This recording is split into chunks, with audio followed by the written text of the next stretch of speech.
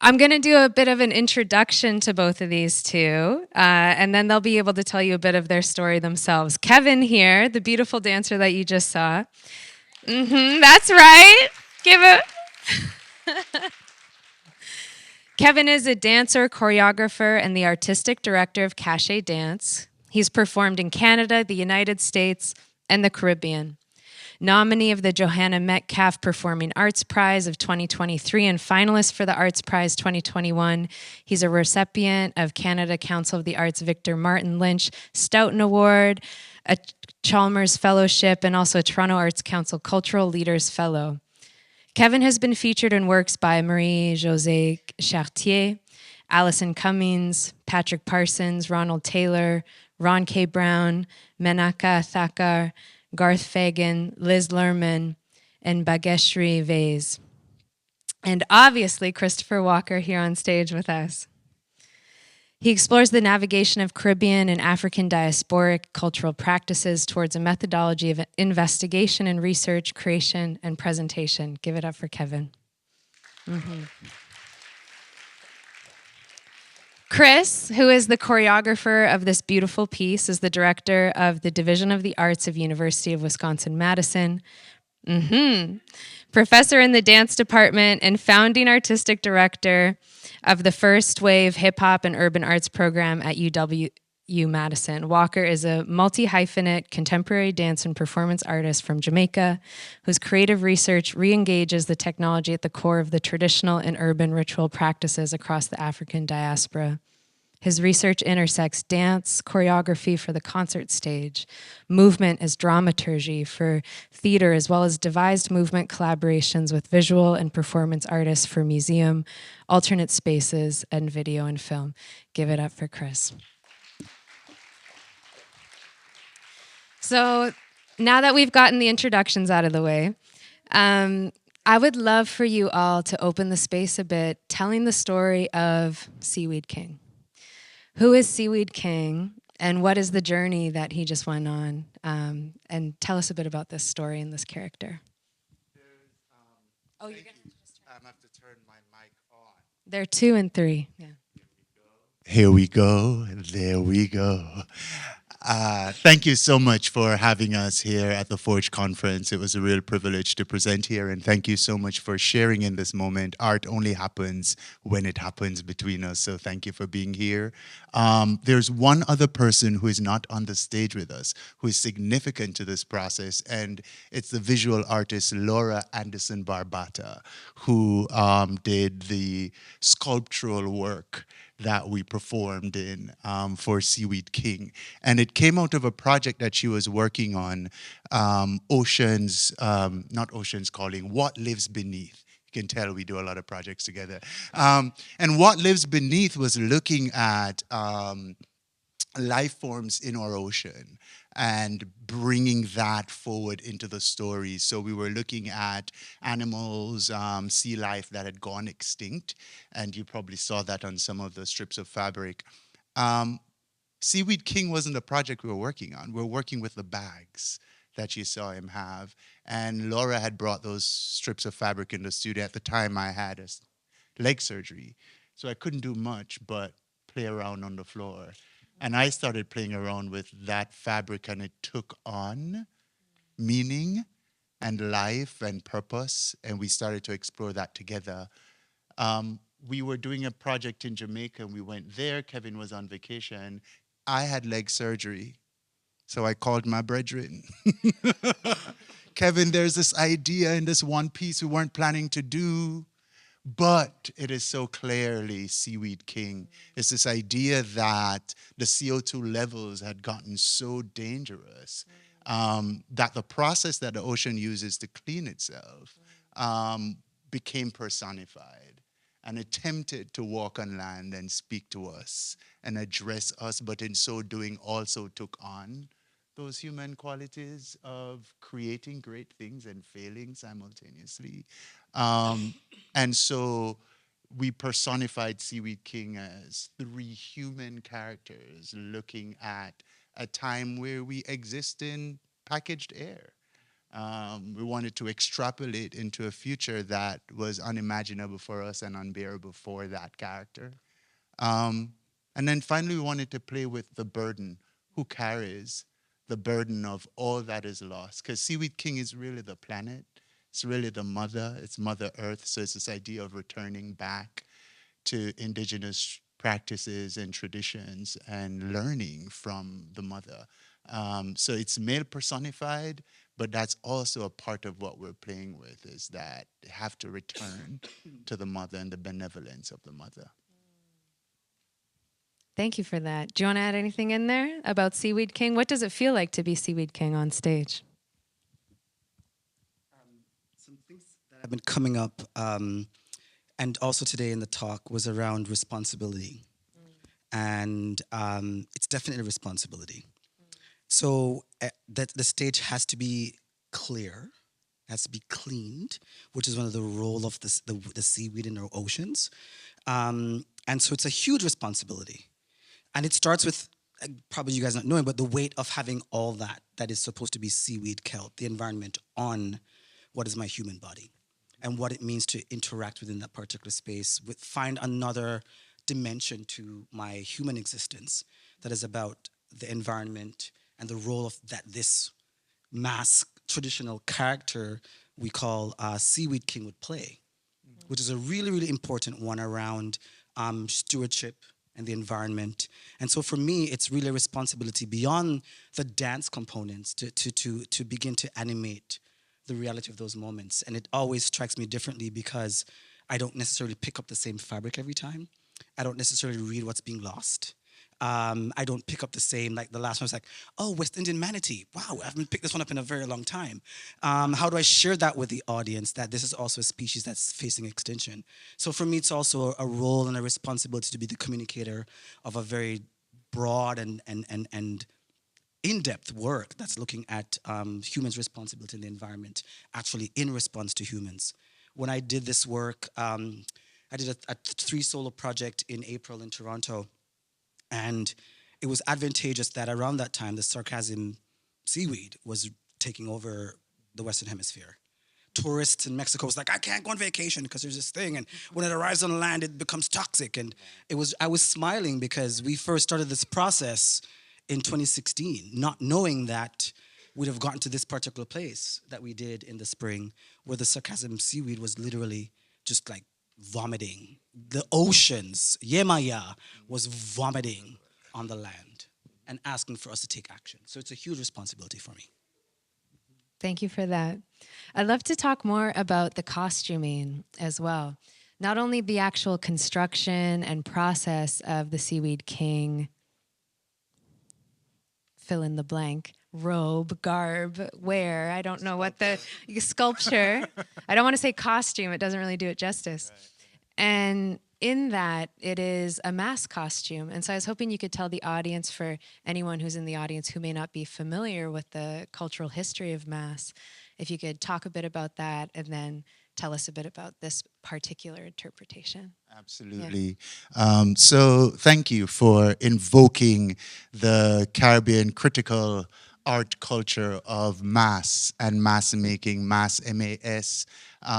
Yeah, it sounds like masquerade, but it's not. It's a critical response to what is happening in society and culture. It happens during carnival time, and you see the sequence and the beads, which a lot of people tend to associate with carnival, but the real work is happening in those traditional mask characters or those new mask characters that are created to have conversation with issues that we're facing as a people. So every year in Trinidad Carnival, they create new characters as well as bring characters from the past forward as a way to have conversation. So we wanted to, in creating contemporary art, lean into our Caribbeanness. So wanted to use a format and a method that existed as a part of our mythology. Why could we create a new mass character in this essence? Like I said earlier, it was birthed out of the moment. You okay? Need some water? Okay. It was birthed out of the moment. Laura Anderson Barbata came to Madison, and we're working on this other project. And those were pieces of fabric in the room. And there was something about interacting. Each piece is, what's that machine called? Serger, right? So the ends are serged, so you have that extra bit of fabric woven around the ends, folding it in. So you have this texture that's made for maybe furniture and drape fabrics, and then these ends that she locked off. And so there's playing in it was offering me a lot of sensorial information, and it started to actually shape itself on me versus me projecting onto it. It is true that we were working on a project around climate change, looking at an area of Jamaica called the Portland Blythe. And out of that project, there is, that whole area was protected. It is true that I was immersed in what was challenging my own country. It is true that I no longer have an half-acre backyard from my grandfather's house because that entire backyard is gone into the river. It is also true that my memories of me and my dad going to Hellshire Beach to have fish and all of that is now interrupted because even my memories of taking American students to Jamaica to have fish at Hellshire Beach is interrupted because now the water is outside the shop versus this long, beautiful beach that we played on. So climate change is very real, active in my life. So that it projected as this is not a surprise, but it wasn't a project that I entered, I'm going to make a dance about this. In my broken state, I needed to dance to continue to heal. And that is the dance that came out. That's an honest response if you ever hear one. Yeah. And if I could add, it's actually the fabric and the themes and the context that dances. It's not at all me. There are moments when I'm in the mesh, which is actually sea. It's literally fishing mesh, that my leg gets caught, and I literally have to be like, oh, all right, what is my human negotiation within something? That's something from the oceans being caught in a net. So it doesn't take on a human form. It takes on a really, really something that navigates and has to negotiate this entrapment for which it never had before. And so I always say when I perform that piece or when I do that work, it is the fabric and the context of the piece that actually informs how I do it. Because it's never the same, and I have to be responsive to that in those moments. We can do these turns in studio 100, right? 2, 3, 4, 5, balance, da. Put this costume on and try to do that turn as a single gesture. It takes on something completely different because it's mass. And mass performance has it doesn't start now. You're stepping into something that has existed for as long as the planet has been here.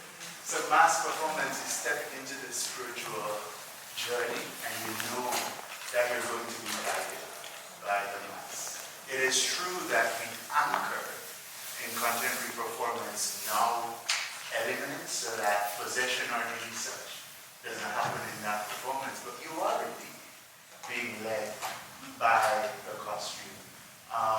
Kevin, as a dancer, had to negotiate what happens if it doesn't open up. When he opens the first time in that lounge. And if that opening doesn't happen, everything after that changes for the whole procedure. So today when you did this, and only one side opened, I knew that every choice after that was going to be unique and fresh. So what you all saw, other people want. Because it's responding to the mass. Can you guys hear okay if we're not on the mics back there? Should we be on the mics? You need us on the mics? Okay, we'll be on the mics for the folks in the back. The first time I saw this piece, I was in Toronto, and I remember walking up to the pile and standing there with it. And for a while, I was like, I told you, I'm a very engaged audience member, and so I was really like sitting with it. I was surprised folks didn't kind of sit down with it a bit more. So for me, the first time I saw it, I had no idea you were under it. And when you popped out, I squealed. I was like, ah! Um, you poor thing. But as a form, I feel that this dance piece is both performance and ritual. And please, like, tell me if I'm not on point with that. But as someone who, as the co-creator of a sentient costume that is on stage with you, I wonder if you could speak a bit into the way it feels to be in conversation with something that feels to have a life of its own. Christopher always talks about the weight. And so for me, in the beginning, as the fabric is also being laid on me, I'm finding the weight in the fabric. I'm hearing everyone's footsteps. I'm feeling the drop of those things lost or the thoughts from the audience. And I'm taking that into the performance.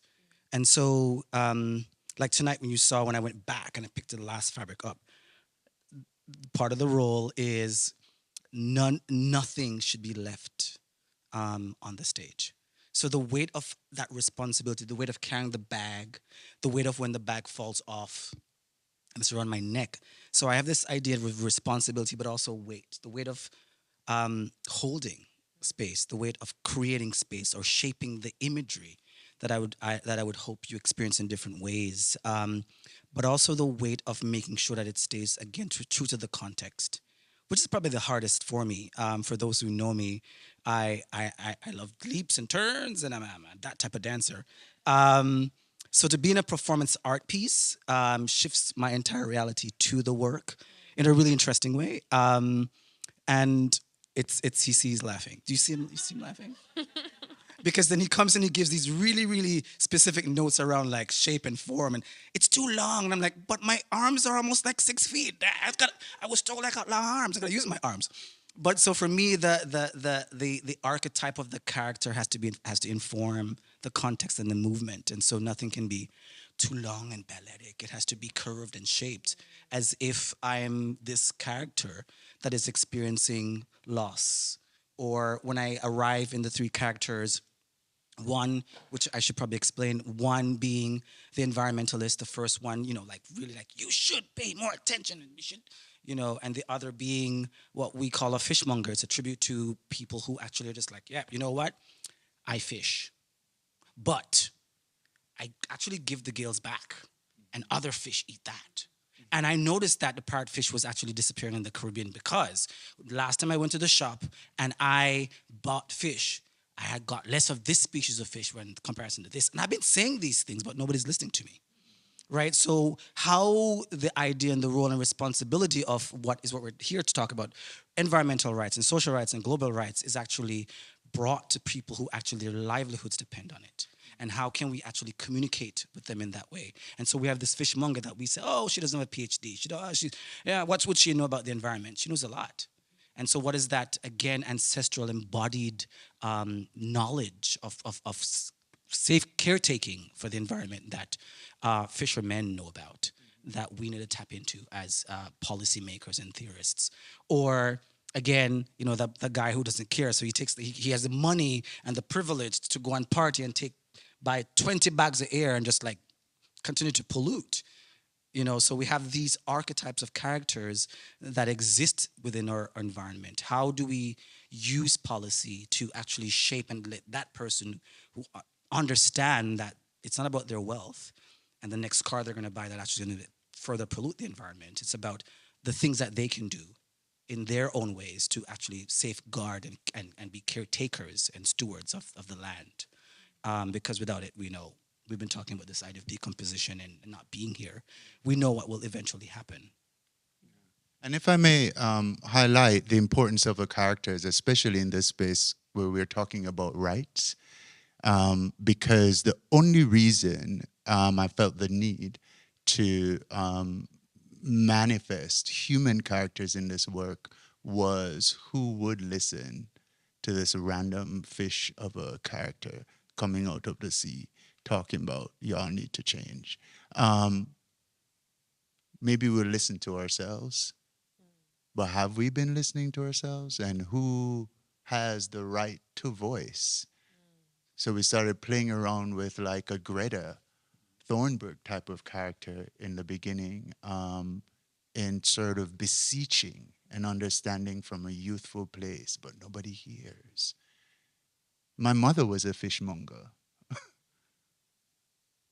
And yes, farmers, fishmongers, fishermen, folks who work with the land and the ocean have so much information that can inform the work that we're doing when we talk about rights. So can we actually do that work without including those voices?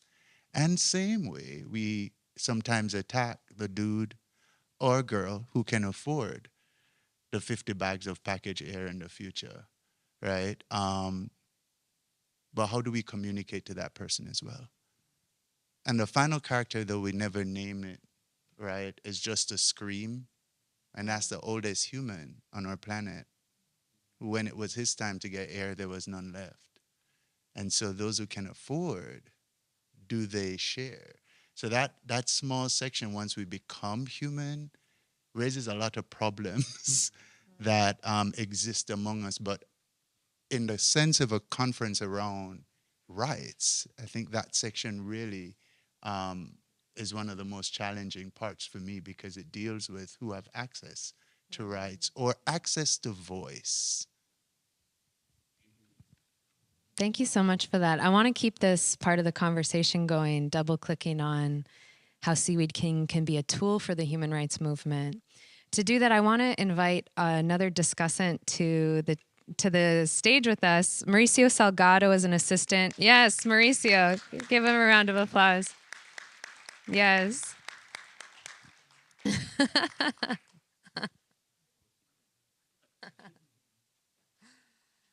Thank you. Yeah.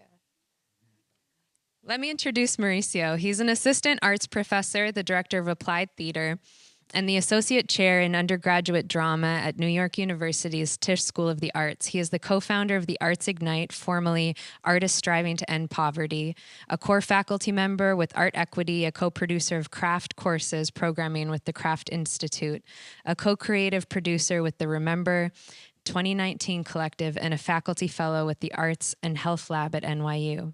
He lives with his beloveds about a block away from the GW Bridge in Washington Heights, the occupied territory of the Wappinger and Munsee Lenape. Thank you for joining us. And the reason that we've brought Mauricio on stage is Mauricio is leading, along with Yuna Chowdhury, a really interesting effort here at NYU called Research, Theater, and Climate Action. And why don't you tell us a little bit about that and how you guys are approaching theater as a way of asking questions rather than making statements? And then I want to kind of bring it back to Seaweed King, if that's okay. Yeah? Yes, hello, buenas noches, ¿qué tal? Hi, everybody. Es un placer, it's a gift to be here with you all. Research Theater and Climate Action.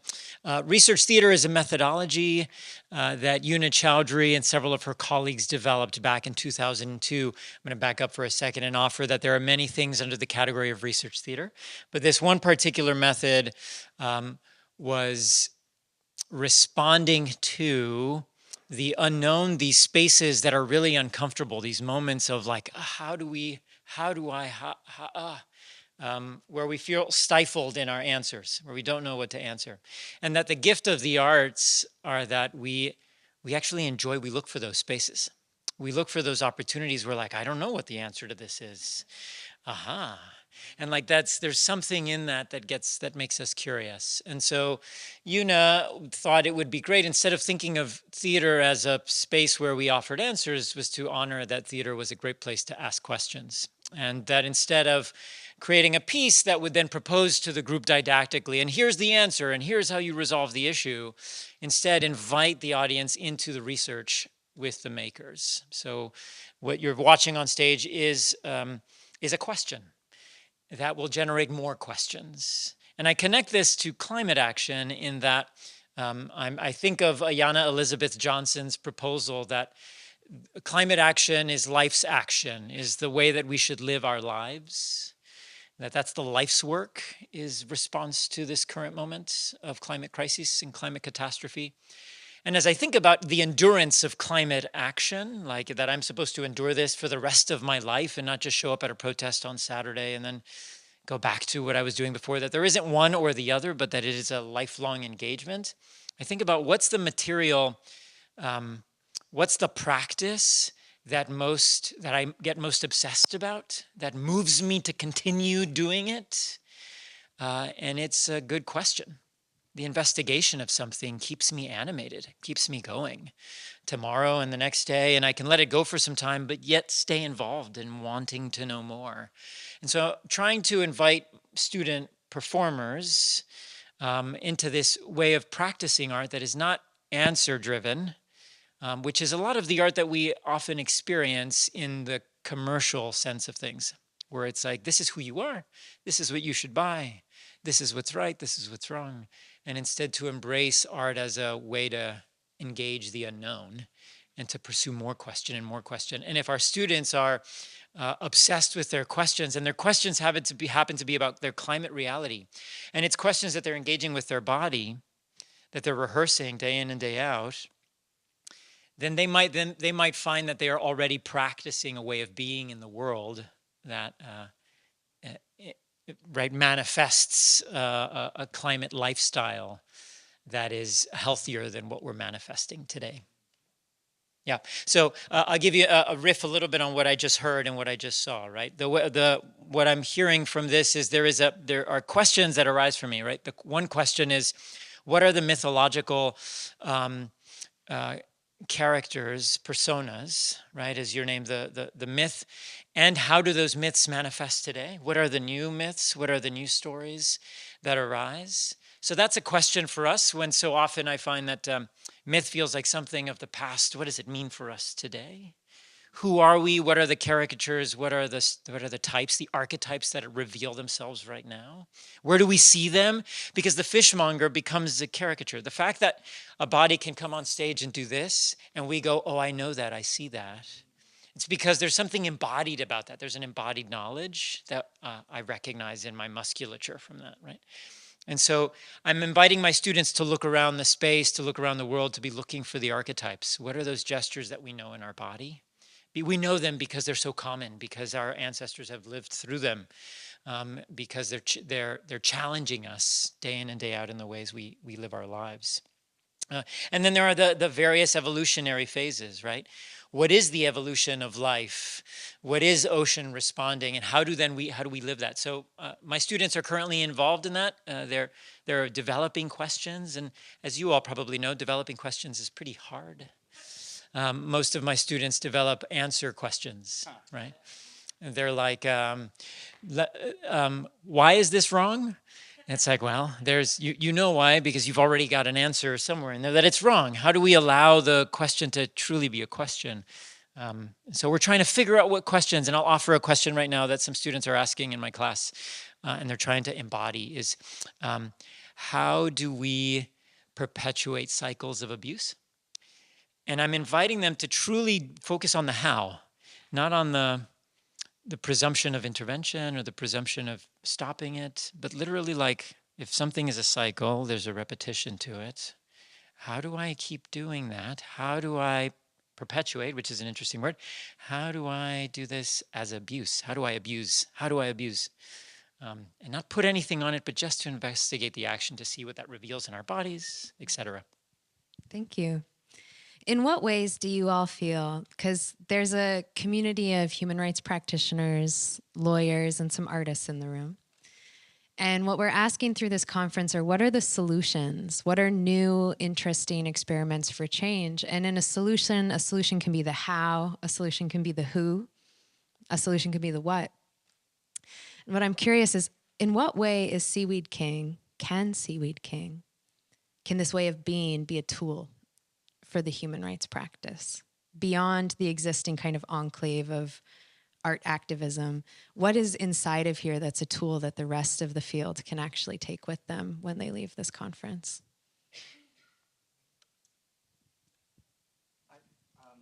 I think for me, there are many things. It's the idea of the stewardship.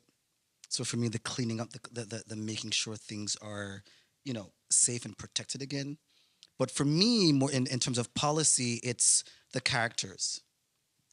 Policy seems sometimes rather top down, and so we're communicating and we're communicating up here, but the people who are experiencing different things in the environment have a different language of communication. And so could it be that policies take into consideration those persons? Could it be dreamt up and could it be reimagined as a circular thing rather than a vertical thing? Or like, could it be circular? Could those persons be in the conversation and in the spaces of decision making?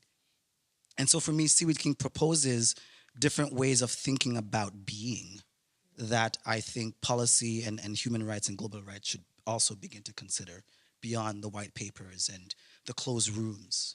Is what is the impact of those things and who is it impacting? The decisions we are going to be making for a better world. Are you imagining Seaweed King in the UN with the bodies?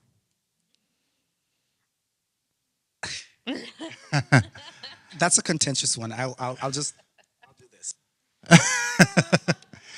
So in the workshop today, I made a plane, and on the wings, at the top of the wings, there was information, was what we were trying to communicate. But what was remarkable about that is once you flew the plane, none of us on the planet knows what it's saying because all the information is on top. And that's what this work challenges, is who are we speaking to and who are we speaking on behalf of? And like I asked earlier, who has the right to voice? And when I said the right to voice, I mean that which is heard, that which is understood, not just what is said. Because lots of things are being said, but none of those folks are being heard. Not one of them. Even the dude who is making the situation worse. Nobody's paying attention to him because he's so powerful. He's so wealthy, right? So we won't even bother. Let him continue doing what he's doing. So for me, the big question is, if Seaweed King carries that responsibility, how do we prepare a space for her, the ocean, to do what she needs to do? How do we prepare a space for her, the planet, is able to do what she needs to do? And that comes down to our relationship to the planet. It comes back to cultural practices. It comes back to this idea of indigenous relationship to the land, the idea of stewardship versus ownership, telling a story of accessing a new piece of art from my wall. And this whole process and these processes have transformed me so much that I said to the artist, what will it cost for me to take care of this piece for the time that I'm here? And what can we put in place to ensure that it goes to where you want it to go after I'm no longer here? So even my relationship with the act of owning is changing because of these investigations. So I'm asking us to consider the idea of ownership and or relationship to land and space and who has voice. So those of us who have access and are representing voices, right? How do we elevate, lift, and really speak on behalf of those voices? Also, just a warning, we're going to open it up to questions to the audience. So if you have questions you're thinking of, you can crystallize them in your mind. Yeah. Okay. I was just going to ask a question. And I think what comes to mind is decision-making processes and policies for whom?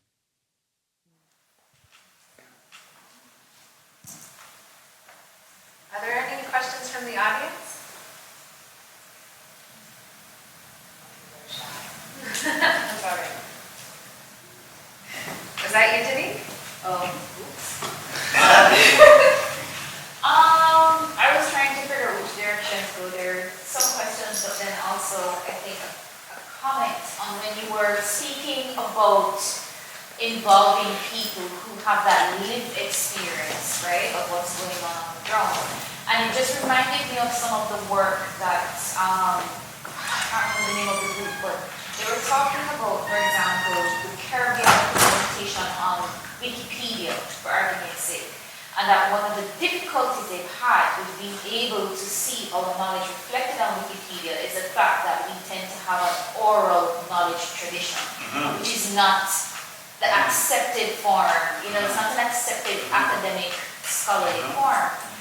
And it just reminded me, or it put me in mind of the over-reliance on, I guess, having peer-reviewed papers. Not that I'm decrying it, completely understand the reasoning for it.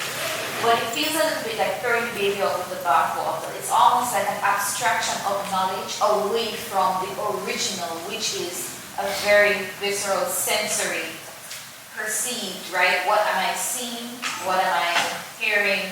And having that spark the inquiry and that being the way in which we look at, all right, this is a hypothesis, how do we test it, and so that's what kind of put me in mind of when you were talking about, the fact that those things are dismissed, but that's actually where knowledge comes from in the first place. And then another question that I had was the net that's seeking. Is he wearing it or is he trapped in it?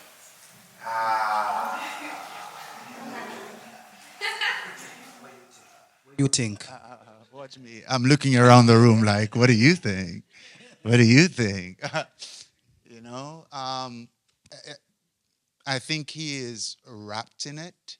I don't know that he is trapped because entrapment feels like it removes agency, and this character still has agency.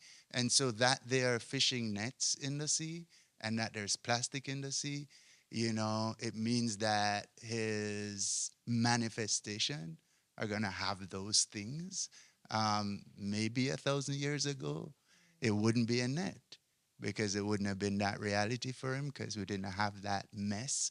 But now there are thousands of yards of net just sitting on the ocean floor and all parts of the sea because of commercial fishing. So these issues aren't from traditional and indigenous relationships with the ocean.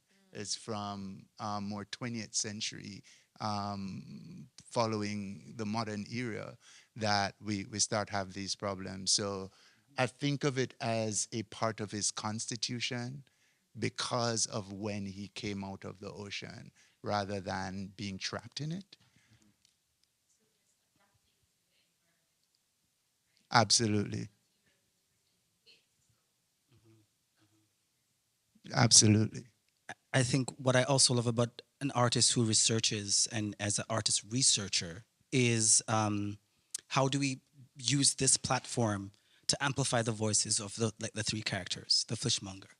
And I've been in conversations before saying, well, I would love to take all the data and present it in an artistic way. I'd love to take all the legal policy documents and begin to dig into them. And so I don't see the arts as a separate thing from the research or the data or the advocacy that we're doing and the reason why we're here. I see it as a very interwoven and connected thing. And so that's, I think, the privilege of being here and the curiosity that I hold as an artist and researcher is how the arts can amplify what we're trying to elicit to the world that we see in the future. And just one thing to add to about the net and netting and weaving as a part of the process. But it is extremely cold up here, so if you see me trembling, that is very real. I'm not nervous, I'm just freezing. I don't know how Kevin did that choreography on this cold stage. That was amazing, Kevin. But Laura Anderson Barbata works a lot in textiles, right? So, and I told you how I touched it and all of this, right? And so, yeah, man. And so the fabrics that you're looking at, the woven parts of the work, comes from, look at me, I feel so special, look at that. Thank you. I feel so loved right now, y'all. Comes from Papua New Guinea. And the power, that magical bag that he's wearing around his neck, is worn as fashion, is worn as function. Billum bags, I believe they're called. And so that idea of that moment where all of that fabric, that bag just keep expanding to accommodate all of that fabric, that wasn't something we created. That's a cultural reality we advanced onto the stage. Those bags were woven by folks from Papua New Guinea and were brought in as a part of the project. So that space specifically, because of how climate change is impacting that part of the world. So, oh, and Kevin has the bag going around, so if you want to take a look at it. Thank you, Kev. I will offer one thought to your comment about oral tradition. And I think to add on to what you said about the benefit of this piece is that it creates an opportunity for us to do something that humans have been doing as far back as we are social, right? And that is to gather and to share stories, to empathize. We're rehearsing empathy with one another. And we're rehearsing empathy on issues that we might not rehearse them otherwise, right? There is the understanding that empathy, there's a biological empathy, this kind of mirror neurons that are happening, firing at all times where our bodies are are affected by others. But we have to orient our empathy in a direction of justice insofar that I might empathize with the folks I'm segregated with. I might empathize towards the people in power. I might empathize towards whatever the dominant logic is. But to gather in this way might challenge us to empathize in a different direction. So it softens us. So I think just the act of gathering to listen to story, to share story, reminds us that we do this. It's a way of remembering a technology, an oral technology that has existed alongside and prior to the written form of technology, which is a archival tool for dominance, right? Thank you. I'm going to ask one last question to save your freezing souls. Okay, Maimuna. And then I'll add one on and you will do a final round. So go for it, Maimuna. Yes.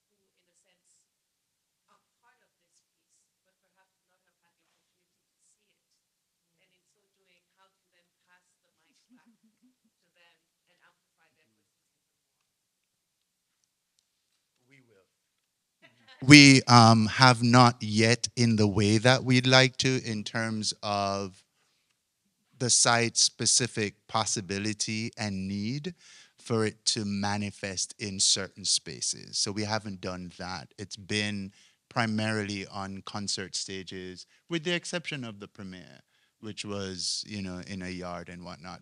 But for the most part, it's been on privileged stages. We've done it in a backyard performance, quite intimate, in New York, in Brooklyn. And that was still, if you ask me, a privileged group of folks who follow high art. We have not brought it back to the community yet, but we absolutely intend to. Yeah, thank you for that. If I was supposed to share anything, we have brought it back to, however, Carafesta, which is the Caribbean Arts Festival. And though it was on a privileged stage, the interaction and the reaction of Caribbean folks to that was, oh, it's a madman. The madman I do a So there's also this idea of, in those particular spaces, right, that it was developed from, that shows a distant sort of relationship to both mass traditional characters as it is understood, and also to literally the gaze, that very performative gaze for which they actually see and understand dance and work, which is an interesting learning for me when, they were so uncomfortable in the theater. Oh my God, and they're laughing. And I was just like, and some said, is that a madman? What is he doing? And I smiled because they only have a particular lens. So there's an education, I think, that's also important in policymaking, decision-making processes, how it's communicated to people who have a different set of understanding around the things that we're talking about. That I think is also important as well. Yeah. And when I said bring Seaweed King to the United Nations, I meant as a delegate. Because he speaks differently. So I was imagining Seaweed King in session, but instead of using the language of the United Nations, to be using their own language in how they discuss the politic. Sorry, I'm clearly a terrible communicator. No, I understood it as well in that way. But I thought that was fascinating to think of Seaweed King as a performance work at the United Nations. Laura did, we did Ocean's Calling, and at that time I danced the Eternal Octopus. Candace, you were in that show, and that was at the entrance to the United Nations Plaza. But this work would need to be in a meeting room so that there can be engaged dialogue around it. But thank you for that. Thank you for that. I hadn't, even when you mentioned it as a character showing up in that space, speaking differently, I didn't think of it in that space as a performance work. Similarly, we also didn't think of it in this space as a conversation. Yeah. So, Ariel, Mamusa, big up to y'all. Yeah. No, it's our pleasure. It's such a pleasure to have you here. So, as a final question, for all three of you, what is the future of this work? What is the best version of this work in how it interacts with the human rights and governance field? Do you have a dream for that? If you don't, what is one message that these people can carry with them into the spaces they'll be walking that will help to improve the possibility of this work in all of our contexts? So yeah, dreams for the future, messages for the people. One final round. The message is maybe it's a question. Is if we ask who has the burden, who carries that burden, then maybe we'll play our part in not creating the burden. And so if we're asking ourselves, who carries that burden in the end? How does that affect the choices we make on a daily basis in terms of how we contribute to that burden? This is fantastic. I've been advocating for the arts, the artists, the creative thinkers in the room at the point of ideation and not after the fact. Similarly, with broader impacts from the National Science Foundation, I'm advocating for the artists being in the room with the scientists at the point of ideation. So when you write that grant, you're not after the fact trying to figure out how the arts will help you communicate your scientific findings, but you're actually working together. Artistic minds work differently, creative minds work differently, and I think if we can recognize those who are doing advocacy work, those who are doing scientific work, and those who are doing arts and culture work as working together, as you've so beautifully organized this week, then we have a clearer path forward toward shared solutions. So I see the work, if there's a dream, participating and continuing to participate in these types of conversations. Thank you for the space. Thank you for being here. Ariel? Can I add some? Yes. Maybe at the end, after they have a chance, or is it really relevant to this? I want them to react to it. Okay, are you guys okay with it? Fair play? Fair play. Go for it. So actually this idea about, because we're about solutions, right? So this idea about the Seaweed King being in the General Assembly would be the 201st member. So until you have the trees and the seaweed in the room, voting, I don't know how, maybe that's the solution. Until they're there with the voting rights, and all the negotiations, things are not going to change. So maybe we can think of that as a solution. Agreed. Agreed. It's a good proposition.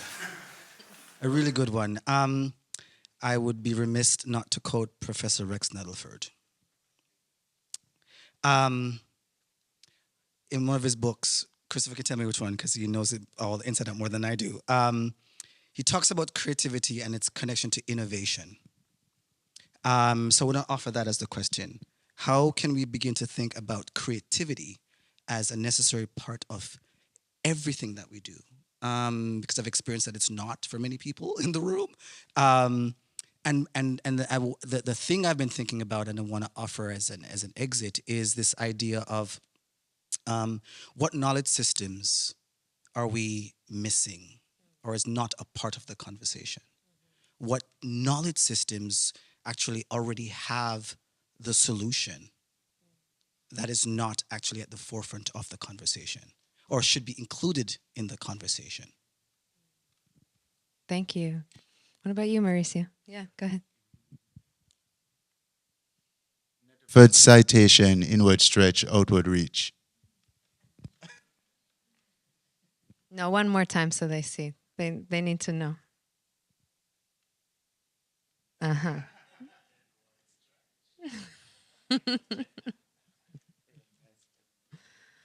Over to you, Mauricio. For you. It's been said? Okay. Please help me in giving my deep, deep gratitude, our deep, deep gratitude and thanks to Kevin Ormsby, Chris Walker, and Mauricio Salgado. Thank you so much for being here. Yeah. And thank you to all of you for joining us. Yes. We hope you have a beautiful evening. Enjoy New York City. And for those of you who are conference participants, we'll see you at 10 a.m. tomorrow morning in your solution stream. Thanks again, and we'll have a lovely evening.